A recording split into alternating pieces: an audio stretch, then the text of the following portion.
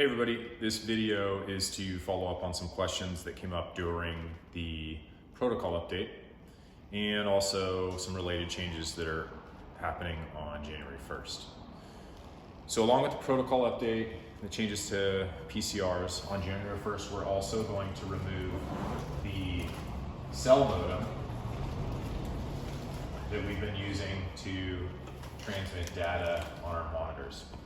These have become unreliable, and we have found that just using the rig Wi-Fi connection is more reliable. So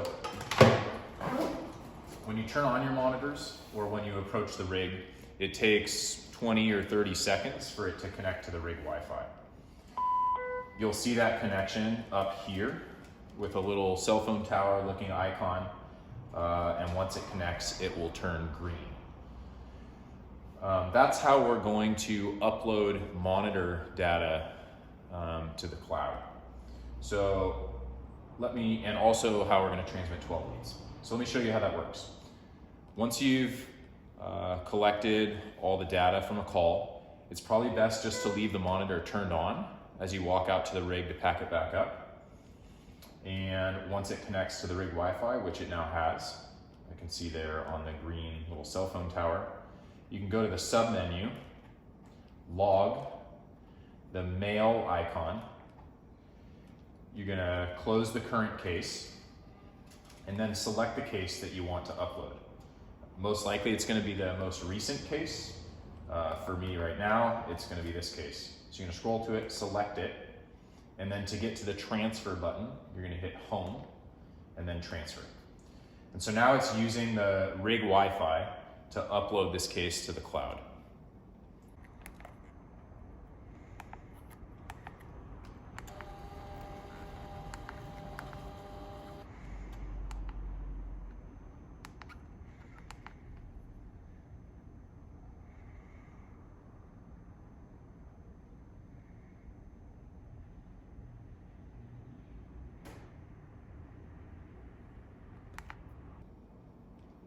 See, it's working there with this green light. It's going to go up to 100% and it'll be done. And now we can turn off the monitor and pack it up. So in what cases should you upload the monitor data? You should definitely upload the monitor data anytime that you do an EKG, 3 lead or 12 lead, or perform any other defibrillation or pacing interventions. But it's useful to do this in every case. It uploads all the data the monitor has collected. Heart rate, pulse oximetry, blood pressure, end-tidal CO2, all gets uploaded. That stuff you can mostly manually input into the PCR, but it's not possible to manually input, for example, a 12 lead. So those are the ones we absolutely need to be uploaded to the cloud and downloaded into the PCRs. Should also point out the 12 lead transmit to the hospital. With the removal of the modem, the only way to transmit 12 leads to the hospital is also going to be the rig Wi-Fi. So when you get back to the rig, you can choose the 12 leads you want to transmit.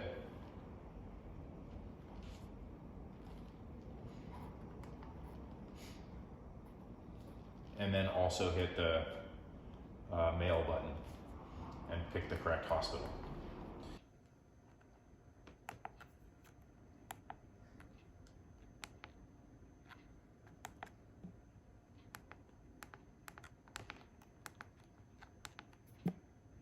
You no longer need to transmit 12 leads to Berkeley Fire because that information is contained within that package that we're uploading to the cloud and downloading through the log. One last thing to cover while we're on the topic is the snapshot button. Just a reminder, anytime there's anything interesting happening with the patient, it's a good idea to hit this snapshot button.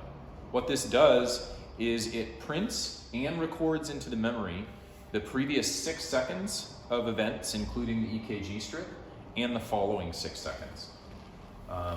That whole 12-second package will be included in the data that we're uploading to the cloud and importing to our PCRs. It's much better than just hitting the print button, because the print button doesn't capture the data. It just puts what you're seeing on paper. The snapshot button does both. and it captures the previous 6 seconds as well. Okay, so now to show you how to download that monitor data from the cloud into your ePCR. You'll go to Vitals, choose Monitor Import. You're going to pick the case that you uploaded. It's best to leave this device setting as all so that you can collect data from your monitor or from any of the Frow's monitors that have been uploaded. And then most likely your case will be one of the most recent. You should determine based on date, time, and duration. This is the case that I uploaded that has some good data. So it'll show me what it is that it uploaded. You should take a look at that data, blood pressure, heart rate, that kind of stuff to confirm that this is the patient that you're documenting. And you'll see that all this different information here was uploaded.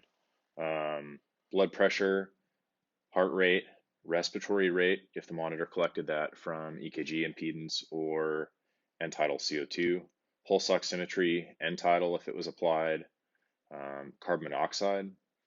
Also, any snapshots that you took will be recorded here in this 3-lead, and you can view it.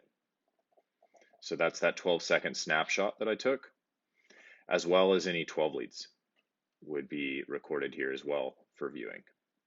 You can see this one, we didn't capture chest leads. If any of the data that was imported is incorrect, for example, the monitor wasn't reading correctly or had some kind of problem, you should go in and edit this data so that it accurately reflects the clinical presentation of the patient that was in front of you. Lastly, who should be importing the monitor data into their PCR? If the patient was transported, the expectation is monitor data from the FRALs and the transport monitor should be imported into the transport PCR. If the patient was not transported and you're writing an AMA or a referral, then whoever it is that's writing that AMA or referral should import any relevant data into their PCR.